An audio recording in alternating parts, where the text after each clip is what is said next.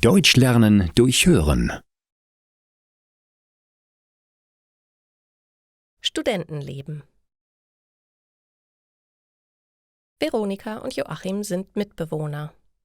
Beide studieren seit 3 Jahren Chemie.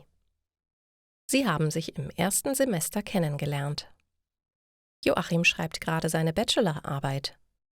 Veronika braucht noch länger, bis sie damit anfangen kann, weil sie ein ganz anderes Leben leben. Joachim ist auf der Uni sehr fleißig. Er hat jedes Semester viele Prüfungen gemacht und war deshalb schnell. Er hat Glück, denn seine Eltern geben ihm Geld. Deshalb muss er nicht arbeiten gehen. Am Freitag und Samstag geht er meistens feiern. Manchmal auch unter der Woche. Aber wenn Joachim lernen muss, dann lernt er viel und ist fleißig. Veronika bekommt kein Geld von ihren Eltern. Deshalb geht sie 2 oder 3 Tage in der Woche arbeiten. Sie hat nicht nur weniger Zeit als Joachim, um zu lernen, sondern auch oft weniger Lust. Sie ist müde von der Arbeit und der Uni. Manchmal darf man auch nicht den Spaß vergessen. Veronika geht zwar selten auf Partys, aber sie macht gerne Ausflüge mit ihren Freunden.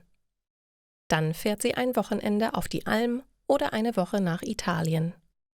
Sie liebt das Reisen. Das Studentenleben kann bei jedem anders aussehen.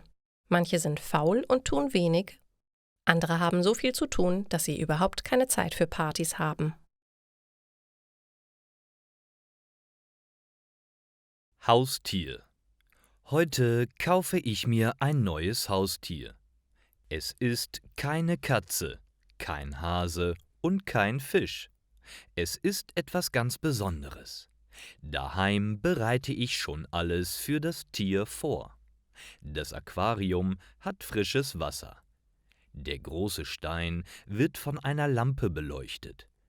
Die anderen Pflanzen sind grün und es gibt sogar eine exotische Blume. Es schwimmen sogar 2 kleine Fische im Becken. Aber jetzt hole ich endlich mein neues Haustier ab. Mit dem Auto fahre ich in die Tierhandlung. Wir haben schon alles vorher besprochen. Die Angestellte gibt mir 2 Behälter. Jeweils eine Schildkröte sitzt darin. Sie schauen mich ganz genau an und ich schaue sie ganz genau an. Ihre Panzer sind fast schwarz und haben gelbe Punkte. Sie sind wunderschön. Ich fahre mit den beiden nach Hause und setze sie gleich in ihr neues Aquarium. Zuerst bewegen sie sich nicht, doch nach ein paar Stunden fühlen sie sich schon wohl. Sie schwimmen durch das Wasser und sonnen sich unter der Lampe. Am nächsten Tag traue ich mich, eine in die Hand zu nehmen. Sie hat keine Angst. Vorsichtig streichle ich ihr über den Kopf und sie schließt ihre Augen. Sie freut sich darüber. Ich liebe meine 2 neuen Wasserschildkröten.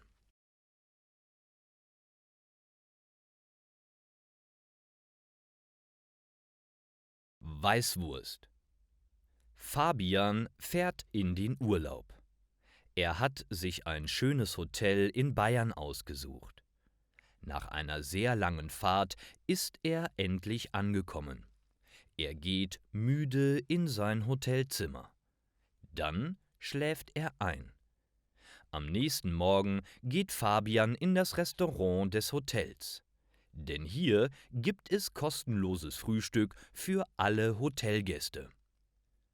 Er sucht sich einen schönen Platz am Fenster, dann lässt er sich eine Karte bringen. Er liest die Karte durch. Zuerst möchte er ein klassisches Frühstück aus Brötchen und Aufstrichen bestellen.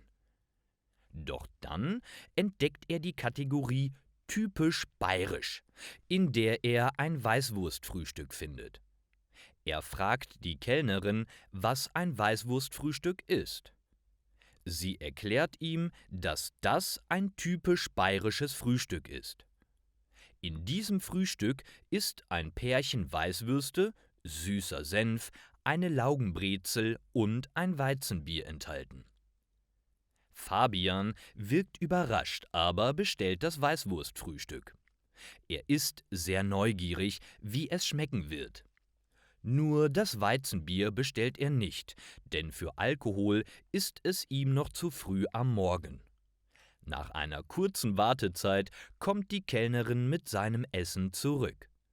Sie erklärt ihm noch, dass die Weißwurst eine Haut hat, die erst entfernt werden sollte, dann geht sie.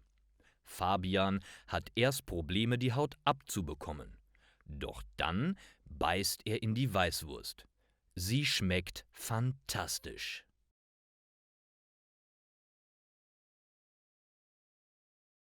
Fernbusse. Ich bin in Graz geboren, der zweitgrößten Stadt in Österreich.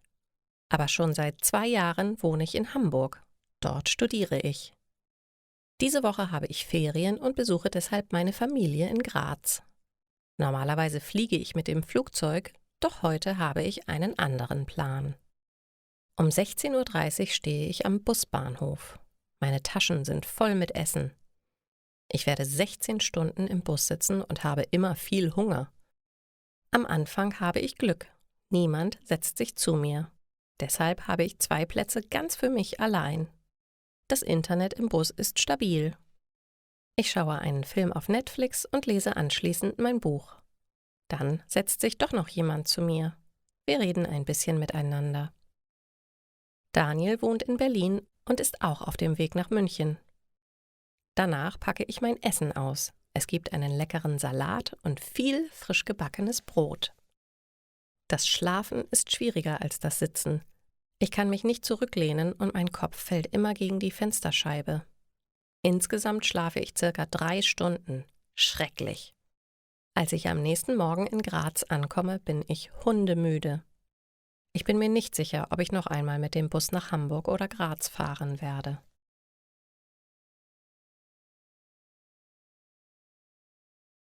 Weltnaturerbe Wattenmeer. Vor 2 Wochen habe ich gelesen, dass das Wattenmeer im Norden Deutschlands ein UNESCO-Weltnaturerbe ist. Das bedeutet, dass dieser Ort besonders schön und wichtig für das Ökosystem ist. Diese Information habe ich zur richtigen Zeit bekommen. Ab morgen habe ich 2 Wochen Urlaub und wusste nicht, was ich machen sollte. Ich habe mich spontan entschlossen, für 7 Tage an das Wattenmeer der Nordsee zu fahren. Ich liebe das Meer. Bis jetzt war ich immer nur im Süden, in Italien, Kroatien oder Griechenland. Mit dem Zug fahre ich 10 Stunden bis nach Hamburg. Ich bin aus Österreich. Das dauert lange. Dort bleibe ich eine Nacht. Dann fahre ich weiter bis ans Meer. Sofort ziehe ich mir meine Badesachen an. Heute ist es warm, da muss ich schwimmen. Schnell spaziere ich zum Strand, der nicht weit weg ist. Ich habe mich aber sehr gewundert, dass da gar kein Wasser ist, nur Sand. Verwirrt schaue ich mich um und öffne noch einmal Google. Ja, hier ist der offizielle Strand. Das Wasser ist aber weit weg. Ich habe nicht viel über das Wattenmeer in Deutschland nachgelesen. Das war ein Fehler. Wie bei jedem Meer gibt es Ebbe und Flut. Bei Ebbe zieht sich das Wasser in das Meer zurück. Bei Flut ist mehr Wasser am Strand. Hier kann sich das Wasser viele Kilometer zurückziehen. Jetzt ärgere ich mich, kann ich gar nicht baden gehen? Aha! Das Wasser kommt am Nachmittag wieder zurück und ich kann dann baden gehen. Davor kann ich aber noch den Strand erkunden. Ich muss aber vorsichtig sein. Das Wattenmeer ist gefährlich. Die Strömung ist stark und ich muss aufpassen, wenn die Flut kommt. Schließlich spaziere ich los. Ich ziehe meine Schuhe aus und gebe sie in meinen Rucksack. So, hier ist es richtig schön matschig. Tief stecke ich die Füße rein. Das ist ein tolles Gefühl. Ich muss aber aufpassen. Hier gibt es kaputte Muscheln und es tut weh, wenn ich auf sie trete. Deshalb sind Gummistiefel ganz wichtig. Immer wieder sehe ich Würmer am Boden. Plötzlich bewegt sich etwas ganz schnell in der kleinen Pfütze. Das ist ein Krebs.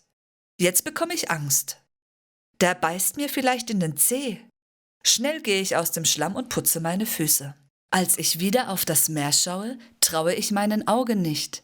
Da sind Robben. Sie liegen in der Sonne und sind faul. Ich bin beeindruckt. Am Nachmittag ist das Wasser endlich wieder da und ich gehe baden.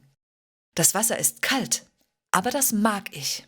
Ich glaube, das Wattenmeer gefällt mir besser als das Meer im Süden.